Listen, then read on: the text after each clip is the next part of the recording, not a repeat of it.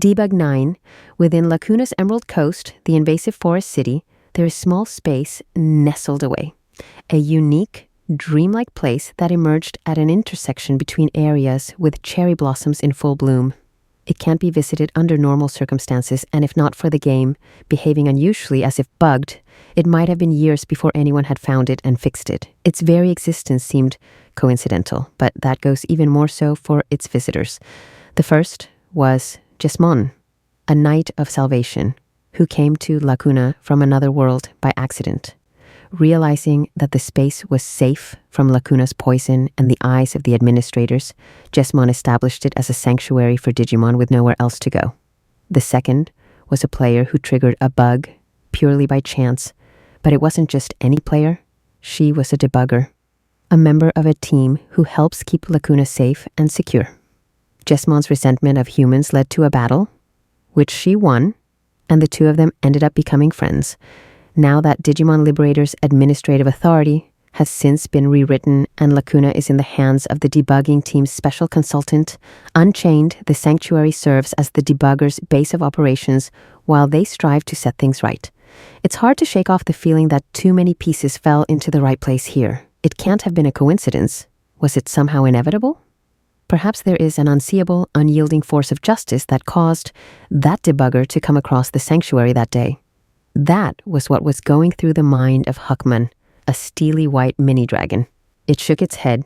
It didn't feel right to ascribe such things to fate. The reason it accepted the girl and her partner was because they acted in a way that really was true to themselves. But if things had panned out, even just a little differently, the debugging team couldn't have come here, and it'd have been curtains for Digimon Liberator, and so... Thanks a ton, Huckmon, seriously. Yuki expressed her gratitude with a hug, flustering Huckmon. Hey, back off! There are limits to friendliness, it thought to itself, just as Impmon was looking peeved and perhaps jealous of the object of its partner's affection. Huckman couldn't help but smile at how blithe they all seemed, acting casually while having the fate of Lacuna in their hands. Hey, what are you smiling at, goody-goody? Oh, nothing. Perhaps the word that best describes this turn of events isn't coincidence or inevitable, but miracle, thought Huckman as it weighed up the burden of destiny they now bore. Digimon Liberator side story, Debug.9, Departure. Is it really okay, though? Yuki tilts her head. When she came to report what was unfolding in Lacuna, it was Huckman who offered this sanctuary as a base of operations. This took Yuki completely by surprise, as she knew of Huckman's reservations about Cool Boy, who appeared to have abandoned the world it came from. But Huckman gave its head a light shake and waved away the question. Don't make me say it twice. It's what we decided, all of us. The little ones want to help too, having seen the effort you're putting in. Huckman looked back and saw the debugging team's Digimon playing with the sanctuary's in-training and rookie Digimon. Some of them were still a little awkward around humans, but they're genuinely curious about them and happy to interact. Moreover, the debugging team showed what it's capable of in the battle against the Emperor Dragon of Calamity. I still have things to say to Cool Boy, but I understand that you truly intend to defend this world. And to abandon those fighting for such a cause would be to dishonor knighthood itself. All right, this is going to be massive for us. Oh, great. So can we stop talking about this? We need to get down to the real business. As Impmon speaks, it pokes the smiling, reassured-looking Yuki in the side. The little devil always seems a bit grumpy while at the sanctuary, perhaps due to not being a big fan of Huckman's composed and righteous personality. That's true. There's something we'd like to ask you, Huckman. There is? Yuki nods. Yeah, it's about the world you came from. Cross Connexia. Huckman slowly mutters the name of the game Yuki indicated, looking up at the sky as if focused on something far off. That is what Cool Boy called that world. I'm sure of it.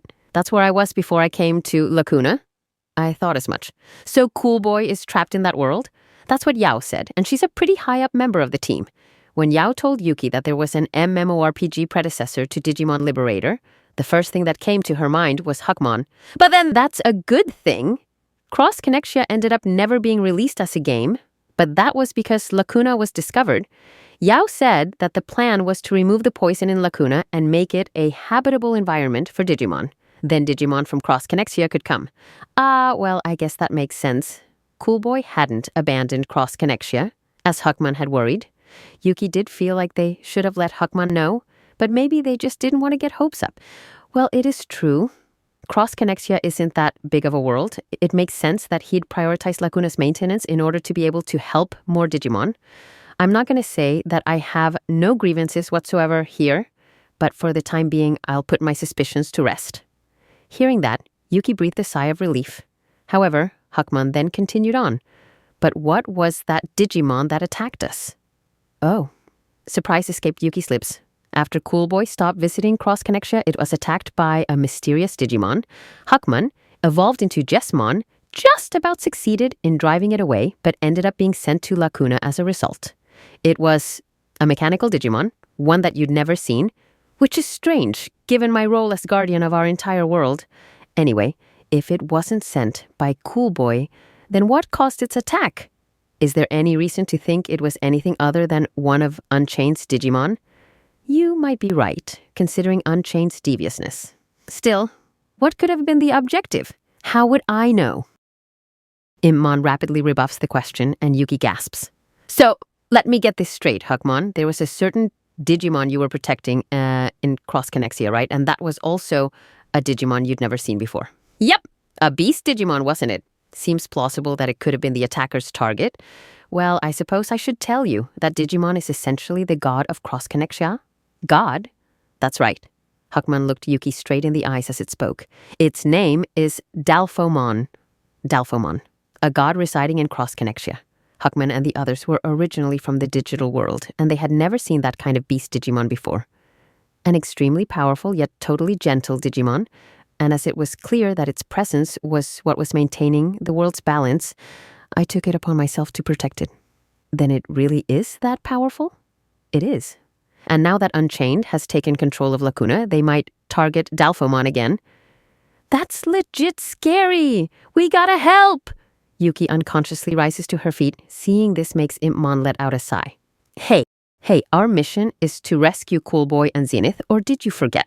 We don't have time for this or anything else. That may be so, but if you ask me, we should help with this too.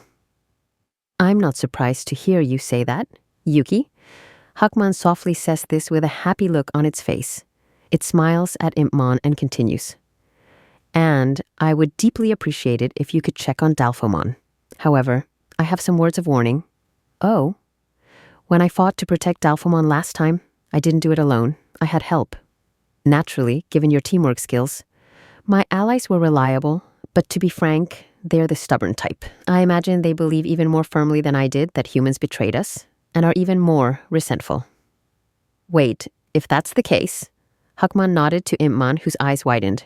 Right. It's possible that Coolboy and your allies now in Cross Connexia are at an increased risk. They went about half an hour ago, yes? Yeah, they went ahead. Our plan is to meet at the spawn point.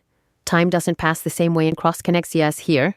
Very differently, in fact. That 30 minutes has been perhaps a half a day there. Wait, what? No one told me this. How have I not heard of this? Out from behind the flabbergasted Yuki came the familiar voice of Yao Qinglan. Oh, yeah, sorry about that. I was just about to tell you myself.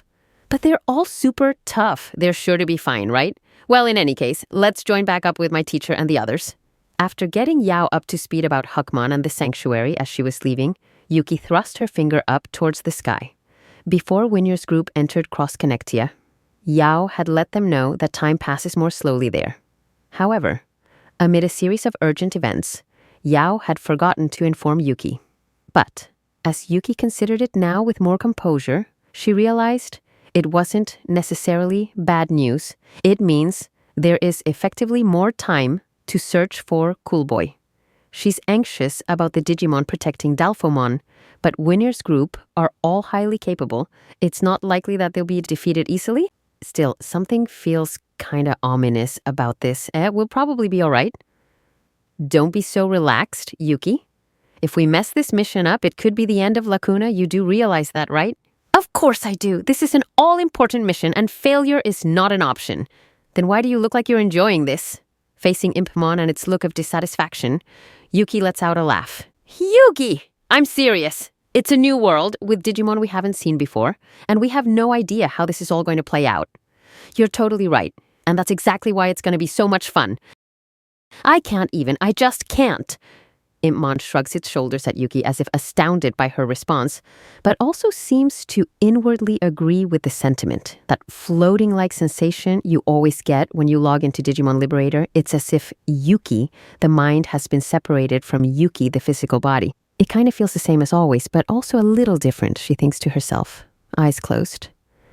At that moment, a green-colored wind, different to the quiet winds of the Emerald Coast, gently brushes her cheeks. A wind full of the breath of life. Suddenly, her eyelids flicker and she takes a deep breath. It's as if she's trying to make sure she takes in every last bit of the wind. Opening her eyes, she exclaims, "Cross Connexia! Nice to meet you!" Finding herself at the top of a cliff, she looks down at the green ground before her as her hair sways.